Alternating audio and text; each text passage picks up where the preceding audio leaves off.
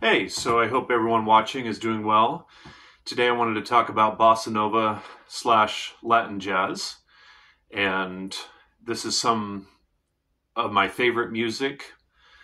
It's so beautiful, and I play a lot of it and have for, quite a long time. And I thought just to make the video a little more pleasing to watch rather than just looking at me, I thought I would hold the guitar that I use for Latin jazz. And I got this about 2 years ago, maybe actually, yeah, a little less than 2 years ago. And yeah, love this guitar. And when I play this music, I really come at it from a jazz musician's perspective. I don't try to play authentic bossa nova. Well, it's an influence in there for sure. And bossa nova is my favorite of the various types of Latin music for sure. So I thought I would just talk a little bit about the history of it and dive into some of my favorite records, at least the top 10 that I've got here. Yeah, so Afro-Cuban rhythms and just Latin music in general, specifically Afro-Cuban music, goes back in jazz to the late 19th century. And then it just kind of percolated in jazz, and musicians like Dizzy Gillespie hired the conga player Chano Pozo, the Cuban conga drummer, in bebop music. And so, yeah, Latin music has been fused with jazz for quite a long time. And in Brazil, the music of the late 19th century there was called choro music. It was very virtuosic kind of music. And then samba started to emerge. And samba, a lot of Brazilians will say that samba is the heartbeat of Brazil. Samba is a really core type of rhythmic music that is really integral to the culture there.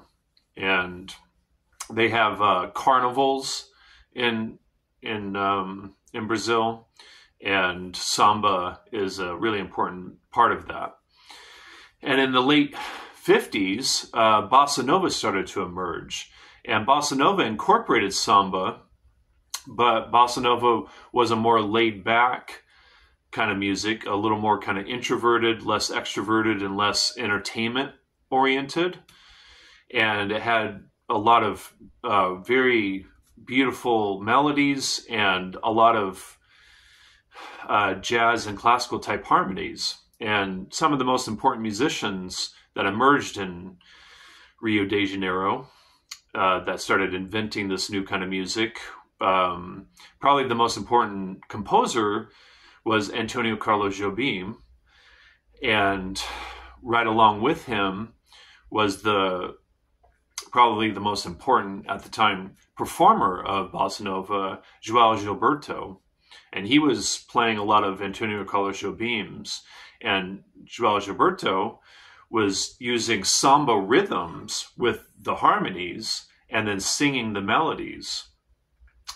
And so he was a really integral figure in the music. And the poet, lyricist Vinicius de Moraes, and some other composers like Carlos Lyra, Roberto Menescal, all these musicians were starting to invent this new kind of music. And there was this tiny little bar called the Barstool in Rio de Janeiro, where after a day of hanging out at the beach and drinking and chasing women and writing music, they would go to this small little bar and hang out all night playing the music.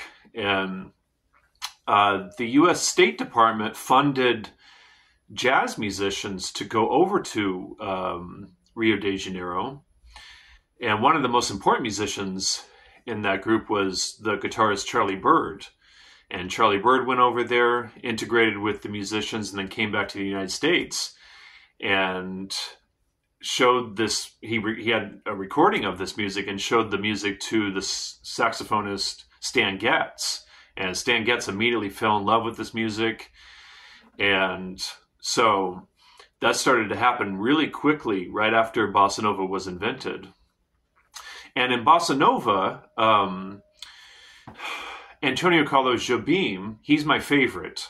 And Antonio Carlos Jobim was classically trained, and he was influenced by jazz, and started inventing this new kind of music. And according to his son, Antonio Carlos Jobim would practice classical music in the morning, Rachmaninoff, Debussy, Chopin, Bach, and then later in the afternoon would write his original music. And so I kind of feel like a kindred spirit with Antonio Carlos Jobim, in the sense that he was influenced by classical music, jazz, but was inventing this new kind of music. And for me, I play classical music, I play jazz, I play Latin jazz, and then I work on my original music, which is, influenced by all this stuff, plus my own imagination. Anyways, so in the 60s, it really became a big deal in America. There was kind of a Bossa Nova craze. And so these records I'm going to get into, most of them are what I would consider Latin jazz, but some of them are a little more kind of pure Bossa Nova with influences of jazz. The Bossa Nova musician Carlos Lyra said he didn't want jazz to take over Bossa Nova too much. He wanted to think of jazz as just a little spice in Bossa Nova. So I think for some of the Bossa Nova musicians, they didn't necessarily think of it as Latin jazz. They thought of it as Bossa Nova with some jazz influences. So there's some different ways to kind of look at this music. But I think for me, Latin jazz, the Bossa Nova version of Latin jazz, is when the Bossa Nova musicians came over to America. And, well, actually, I should say what I mentioned before about Charlie Bird coming back with the recordings and showed that stuff to Stan Getz. But, when those musicians started to integrate with the Bossa Nova musicians, that's when it really started to become, from my view, Latin jazz, the Bossa Nova version of Latin jazz. And that happened in the early 60s. And there was actually a Carnegie Hall performance in 1962 where the jazz musicians in America and the Brazilian Bossa Nova musicians put on this performance. And so that was kind of a big launching off point for that music. So this first one here is an amalgamation of some of the other records I have here, plus some other tracks that aren't on these other recordings. And this is actually the first recording I have that I had of Latin jazz, the Bossa Nova version of Latin jazz. And I love this record. And I think Stan Getz is the best jazz musician to express this version of Latin jazz. And so this is Stan Getz plays Jobim, the girl from Ipanema. It's just beautiful. This music is just so beautiful and rich, and it's just amazing stuff. And then the first record that Stan Getz did with that guitar player, Charlie Bird, is called Jazz Samba. Yeah, this is fantastic. And they did some more records kind of like this. And so this is really the first, what I would consider Latin jazz recording, the Bossa Nova version of Latin jazz.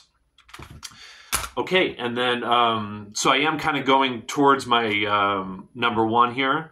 And so that was my number 10 and 9. So here's number 8. This is Antonio Carlos Jobim's Tide. And I'm really going to feature Antonio Carlos Jobim because he's my favorite composer for the Latin jazz stuff. And I've learned a lot of his music. I've played a lot of his music. He's just was an amazing composer. And then, so this one is probably the most famous one. This is the first jazz record to win a Grammy. and it's the Getz Gilberto. And Antonio Carlos Jobim is on this. And yeah, this is beautiful. Really, really great stuff. Yeah, so Antonio Carlos Jobim is on this. And Astrud, I think that's how you pronounce her name. Could be wrong about that. Gilberto, João Gilberto's wife is the singer on this. And her version of Girl from Ipanema was a big hit in America. Okay, and then Antonio Carlos Jobim is not on this record. He assembled these musicians and contributed a couple compositions. But it has compositions by various composers, and this is just a beautiful record. Yeah. Love Strings and Jobim. Really beautiful stuff. And then this is considered the very first Bossa Nova recording. It's João Gilberto's Chega de Saudade. Yeah, so there is no improvising on this. And so this is, I think, a very distinct record from the Latin jazz stuff. I think this is a real pure expression of Bossa Nova. Yeah, so this is João Gilberto's debut in 1958. And yeah, this is a fantastic record. A lot of the tracks are very short because he just sings the tunes. He just plays the tunes from the beginning to the end, and that's it. There's no improvising. So yeah. All right. And then, so that was number 5. And then this is probably my favorite of the Stan Getz Latin jazz recordings. This is Jazz Samba Encore. This is Stan Getz and Louis Bonfa. Oh, I should have mentioned Louis Bonfa at the beginning. So yeah, Louis Bonfa, one of the great Bossa Nova composers. And his tune, Black Orpheus, is probably his most well-known composition. A lot of jazz musicians play that one. Beautiful tune. And yeah, so this one, Jazz Samba Encore, Stan Getz and Louis Bonfa, which has Antonio Carlos Jobim on it. You know, Antonio Carlos Jobim is just throughout all these records. Not all of them, but a lot of them. Yeah, he was that important. And, you know, he went on to record an album, or 2 albums, with Frank Sinatra. Yeah, so that was a big deal for him in his career. And then this one, man, this is so good. These top 3 are Antonio Carlos Jobim recordings. That's how much I like him.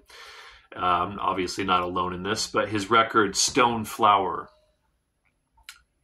So powerful. Beautiful, deep, rich, wonderful stuff. Yeah, I've listened to these recordings so much over the years. And then his record, Wave. Wave is considered a jazz standard at this point, as is Triste, which is on here. And his tune, Look to the Sky. Check out that one, too. This is really, really beautiful. I played those 3 from this recording and have a lot. And yeah. And then Antonio Carlos Jobim's debut recording, the composer of Desafinado Plays.